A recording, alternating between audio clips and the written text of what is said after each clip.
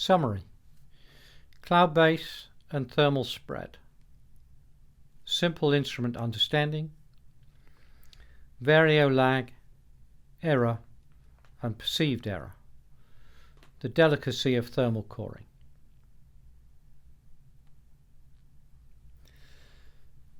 Amongst the bright and wispy clouds, a glider sails silently, cutting cleanly through the air which shall never be inhabited. On eagle's wing its speed supreme the world forgot, over toy trains and fussy traffic. Or, of course, you could just do circuits.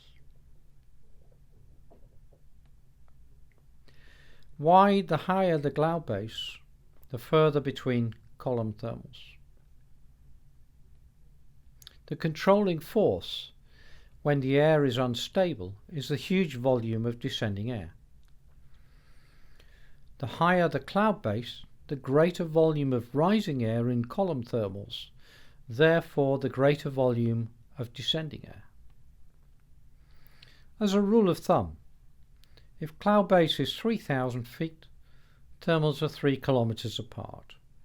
If the cloud base is 5,000 feet, thermals are 5 kilometers apart.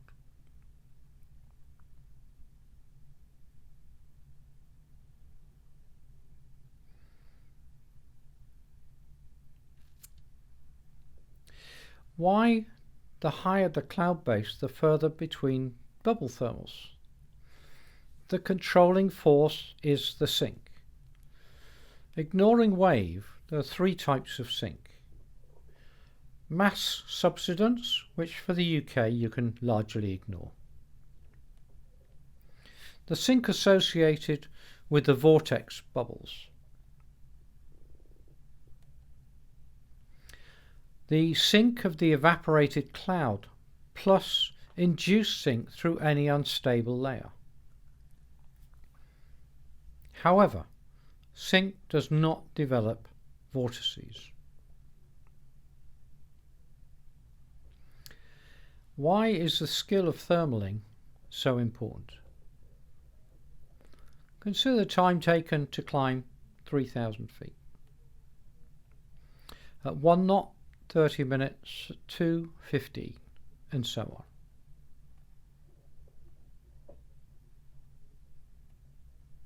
The most important aspect which influences getting around a task in a reasonable time is climb rate. Skill drills. Climb to a secure height. Fly at a steady attitude in trim through the middle of a known thermal, and note and feel the following. The sink. The cobblestones, although they're not always there. The airspeed increase gust. Feel the vertical surge. Note how long it takes for the vario to peak, vario lag. Airspeed indicator negative gust as we leave the thermal. Perhaps the cobblestones and in through the sink. Also note the line between the cloud and ground and center point of the thermal. Attack from different directions and note any string deflections. Think about the wind.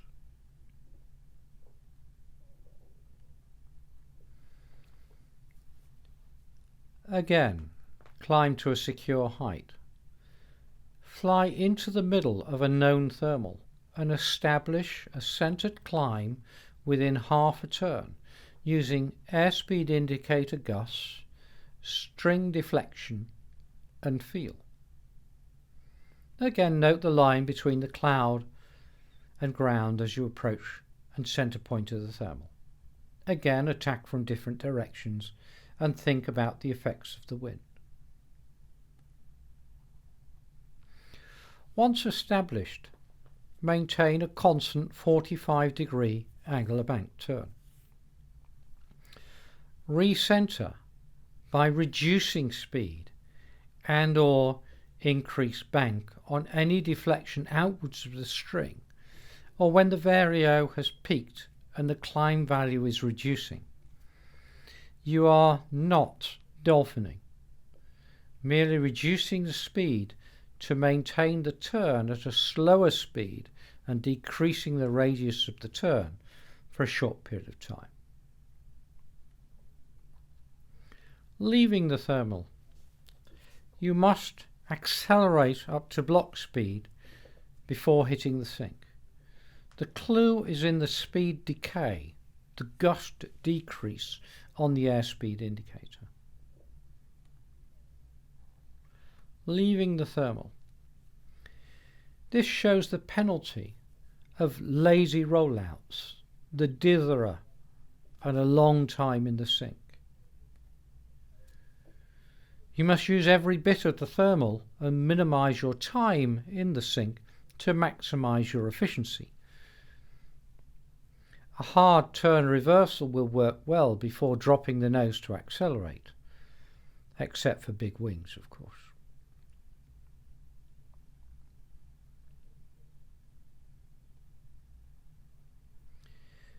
Skill drills. Read the sky. Set off for the next thermal and recenter within half a turn and climb. Once established, attack from another direction or move to a new thermal. On closing, if there is another glider in the thermal, relate the center of their turn to the cloud he is climbing under.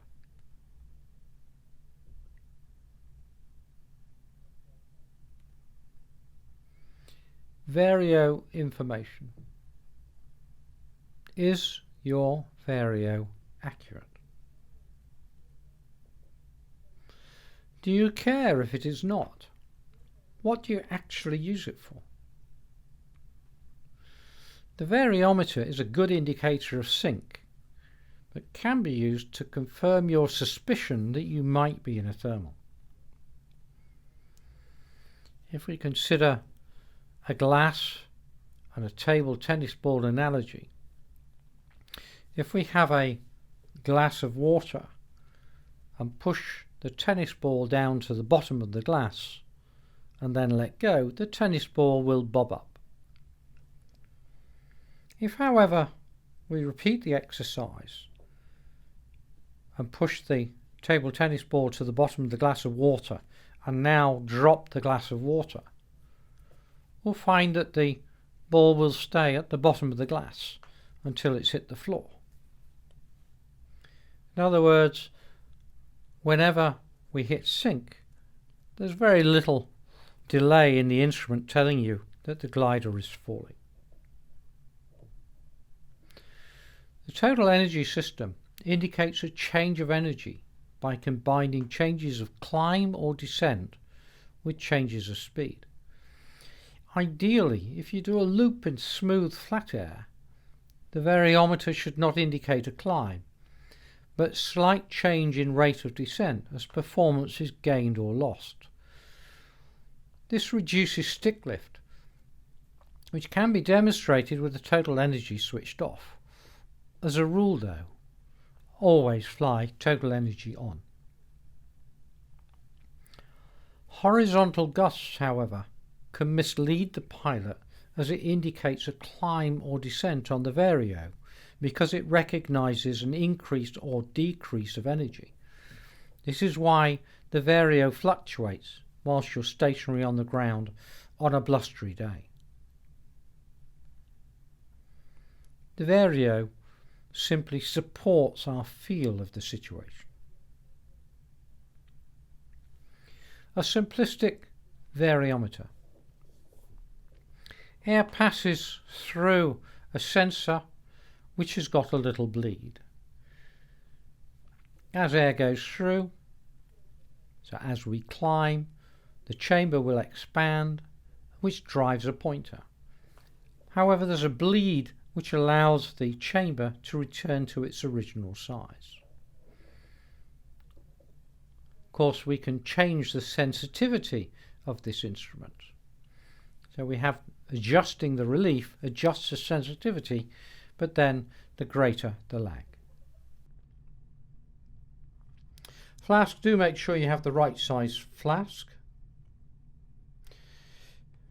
Again, we have a total energy probe which feeds into the variometer, which gives indications on our pointer. Vario lag then. How can you calibrate your glider's vario lag? Well, have a look at the sensitivity versus the response time. So if you're in flat air, off the top of the winch launch, as soon as you pull off, then arguably the variometer should immediately tell you what the glider is doing in terms of its energy. However, we'll find that it might take a while for the system to recover to a known accurate information in stable air.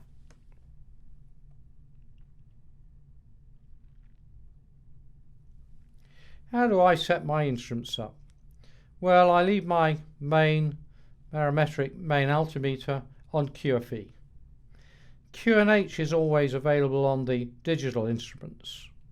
The vario, I almost never select cruise mode. I leave it in climb mode. In the cruise mode, the McCready is set at 3, and I only use it as an audio indicator in heavy sync. So if I'm flying along and I can hear that the vario is telling me I'm in quite a lot of sync, I'll simply flick over on the switch which is on the top of the stick to cruise mode or speed command mode to see if in fact I'm still in a silent band or whether I should fly a little bit quicker. I don't look at the instrument at all, and once I've got that indication I might make an adjustment to fly faster or not, but then I'll flick it back to the climb mode. A in our glide indicator is to some extent on the glide more useful, and I'll cover that later.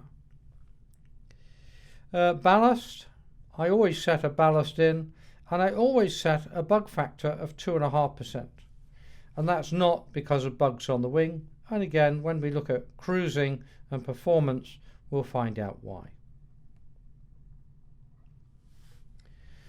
The most sensitive, I'll always use the numbers in terms of the amount of climb that I've made in one turn.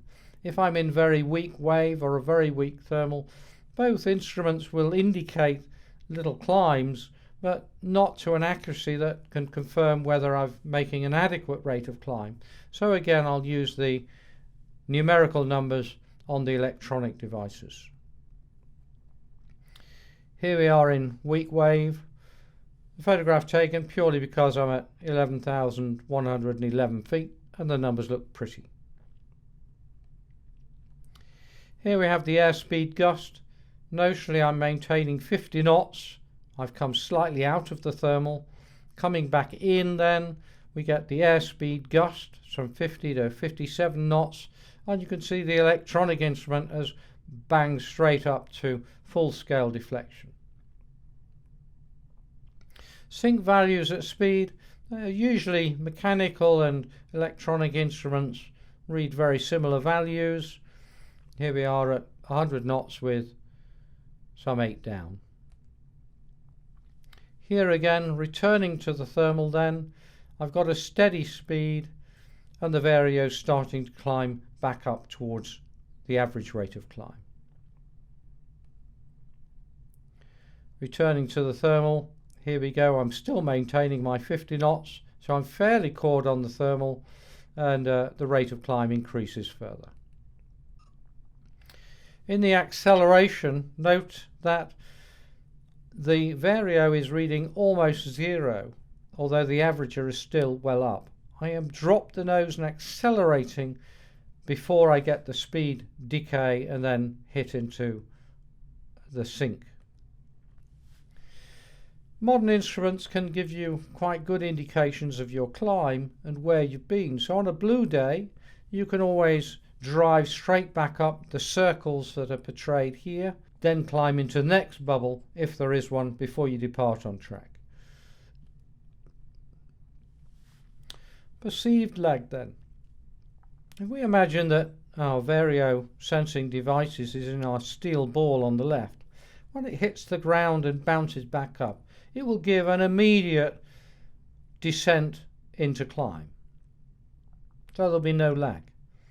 However, if we put it in a squidgy ball, then we'll find that we get a much more curved and smooth flow from descending to climbing. We're not certain exactly where we've started to climb again. And the glider is a little bit the same. When it hits rising air, that surge that we can feel under us, the glider is going down. The vario's telling you what the glider is doing. So until there's been enough force on the glider to actually make it go up, then the vario won't tell you that the glider is physically going up. As a result of that, it's much better to feel the surge than wait for the vario to peak, because when it's peaked, you've already left the thermal some 2 seconds behind you. So despite spending hundreds of pounds on a good electric variometer, many consider that they still lag by some 3 seconds. It's not actually true. They simply measure and indicate essentially what the glider is doing, and inertia, momentum and dynamic lift contribute to the indication. In the diagram below, the arrows indicate the vario indication. There's no lag generally in indicating sync. So our little car on its floppy suspension is going down the hill, and we have an indication that we're going down. As we bottom out at the the vario is going to lag, and so it'll still indicate a down when in fact the car has got a lot of force stopping it going down.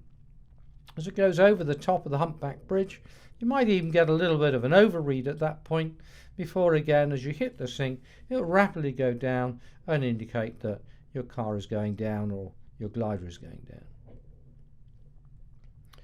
Vario overread. The vario tells you what the fuselage is doing.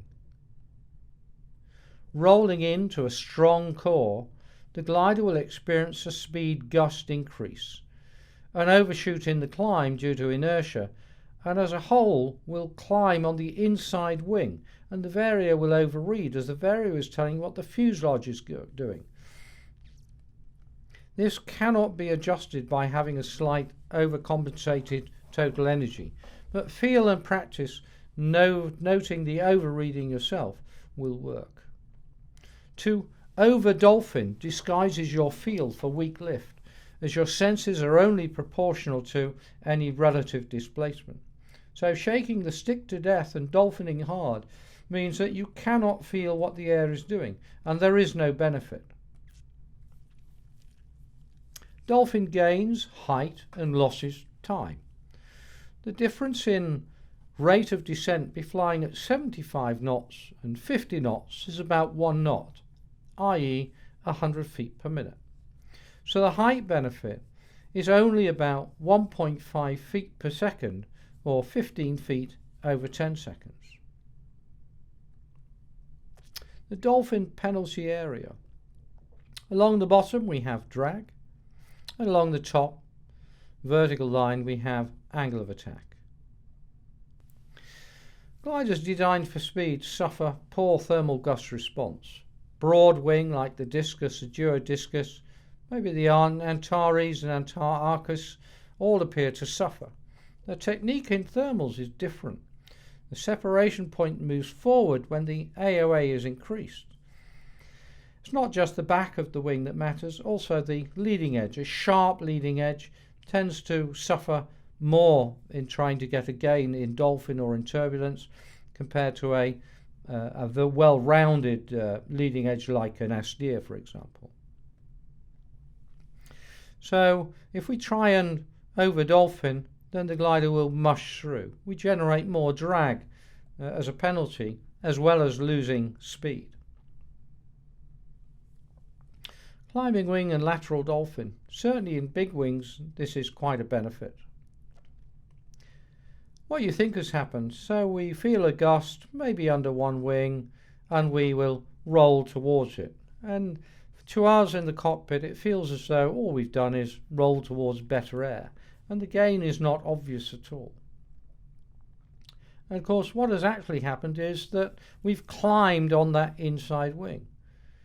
If this is done as a reflex action to the string deflection, the Vario will overread due to the airspeed gust, but you will actually achieve a gain. You've climbed on the stairs effectively. When you roll wings level again, the fuselage will stay where it is at that altitude. Rates of roll. They're about 6 knots at the wingtip. In other words, when the wingtip goes down at full aileron, it is moving at about 6 knots, regardless of your wing span. But that's why small wing gliders can roll considerably more quickly than gliders with a big wingspan.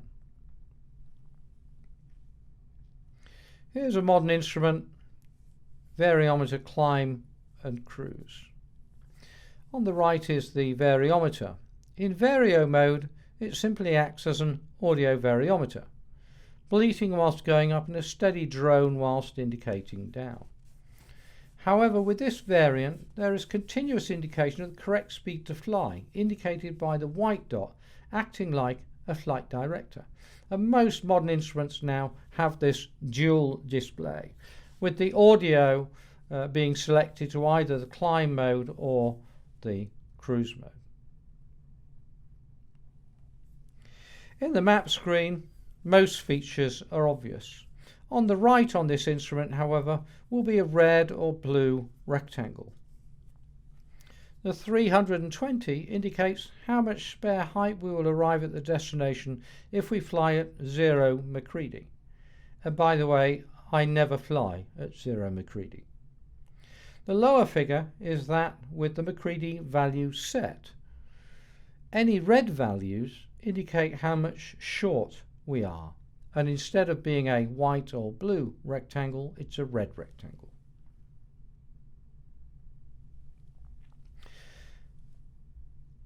On this instrument also is thermal assist. The white dot is making the suggestion, the direction in which you have to move for the thermal core. The bigger red blobs indicate a greater rate of climb. The smaller red blobs are a lesser rate of climb, and white blobs means you're going down. In the middle is a wind arrow, and this thermal assist is exactly and only that. It will not find you thermals. It only assists you when you've done more than about 180 degrees of turn, when it's identified that maybe you are thermaling or trying to find a thermaling, and the kit will come up and give an indication. Down here, the A&R, we have the actual glide angle being achieved, and on the right is the required glide angle to achieve the destination or turn point that you have set in. Variometer, climb and cruise. In cruise, otherwise called speed command, SC mode, it simply acts as a theoretical best speed to fly, adjusted for the weight, Macready, bug, and air you happen to be passing through at that time. There is a silent band, usually between the climb values of 2 up and 2 down. A steady low tone means fly faster, and a steady high tone, fly slower. These sounds and the value of the deadband can be altered by the user, so know what they are. The silent band, by the way, is effectively telling you where the block speed are, the speed range with which you lose really very little performance. However, even in this mode, it suffers the same issues as the Vario in climb mode. There is a significant delay from any slowdown indications depending on wing loading and speed, but almost no delay in indicating fly faster. Personally, I don't use this except as a brief flick to confirm that I am flying fast enough in poor air. Of course, ballast loading must have been entered correctly in the system.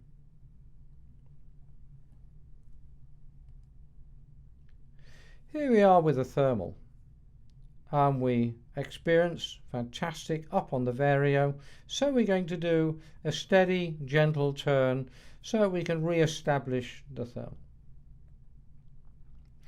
At this point here we get a gust speed increase on the airspeed indicator. Because there's an increase in total energy, the vario also goes up. At point B we probably get maybe a lifting of the wing, or we'll get a string shift.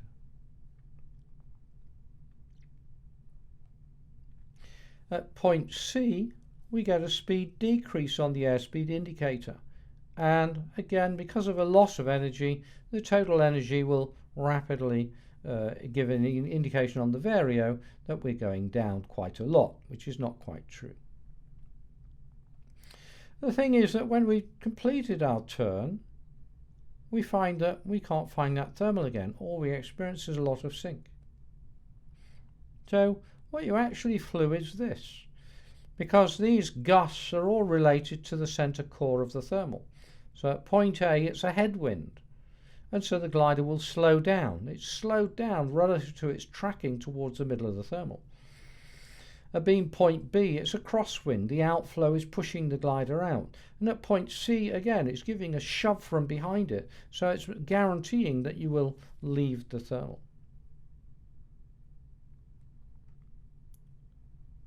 So looking at this again then, a gust speed increase. It's telling you the thermal is in front of you now. Take action. Now that doesn't necessarily mean move the controls, but clock onto the fact where the center core of this thermal is, so you can readjust your turn to get back into it. Here at point C, you're going to get a speed decrease. A natural tendency is to drop the nose to recover the speed, which means you're just going to fly away from the thermal. But at this point, you know now that the thermal is exactly behind you. You need to turn hard, nearly 270 degrees, not 180, to try and minimize your time out of the sink. Here you'll get a string shift. Conventional centering then with the vario minimum. We can see the green circle is where we want to be turning, and here we are in our red circle. The one thing you can say about the vario is that it will tell you that you are in sync. Therefore, 90 degrees after the highest sync value, roll out, and after a pause, roll back in. Of course, at this point, you need to take a visual feature. So look out, in this case, to the right wing as to exactly where you should be rolling out. We can also do the same when we're more closely centered on the thermal. Here we've got 5 up, but the indication of 2 up as a minimum is still a clear indication where the weakest part of the thermal is and where we must move to. However, the same technique can be used in the established turn using the weakest part of the climbing turn as a reference. However, it is usually better to adjust turn radii by reducing speed at point A. A reminder then, effect of decreasing speed. Turn radius reduces and the rate of turn increases. So here we are at 55 knots. Reducing down to 45 or 40 knots, even briefly, gives a huge reduction in turn radius, and we only want to make a small correction anyway. Why the drawing of a football pitch? Because here we are, cored on the center spot of our thermal. We know our turn radius is about 55 or 50 meters, so 110 meters across, about the size of a football pitch.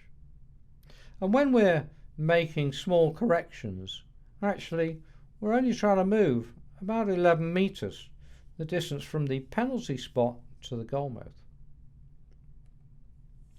So here we are, we're not quite centered on our thermal. We want to move in that direction and achieve a turn just there.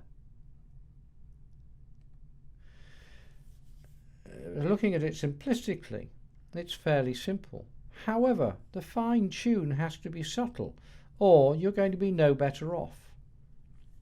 We must adjust within 30 degrees of the correct heading to benefit. Our rate of turn is 360 degrees in 20 seconds. Therefore, you have about a 1 or 2 second window to get this correction correct. If we roll out a little early, yes, we've corrected it in one direction, but we've lopped our turn in a totally different direction. Again, we're no longer centered. If we delay it a little bit, then again, we find that actually we've not recentered at all. So you're no better off turning a little early or a little late. We've got to turn, make the correction at exactly the correct moment. Just a little reminder then of this turn here, because this applies to corrections as well. A reminder that there is a permanent outflow and it affects us when we're recentering. So again, we've rolled out or made the correction a little early. In our mind, it might not matter because it means that we've recentered to there. But in reality, the outflow during the correction pushes us further afield. So we're another 20 meters removed from where we should be, and we were only trying to correct about 11 meters. And that's where we end up. We end up in a worse situation. So we're not trying to make a hole in one. We're just trying to get a little bit better.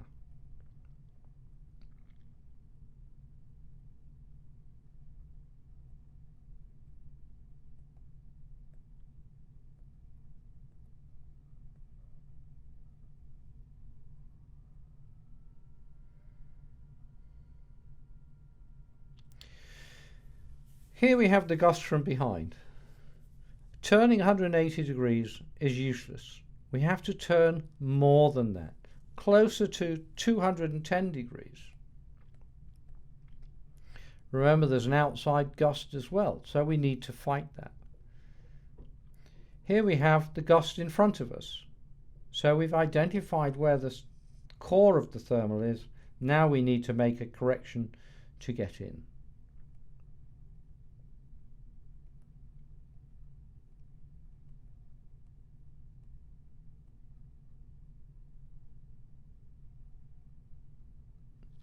Summary: cloud base and thermal spread, simple instrument understanding, vario lag, error and perceived error, the delicacy of thermal coring.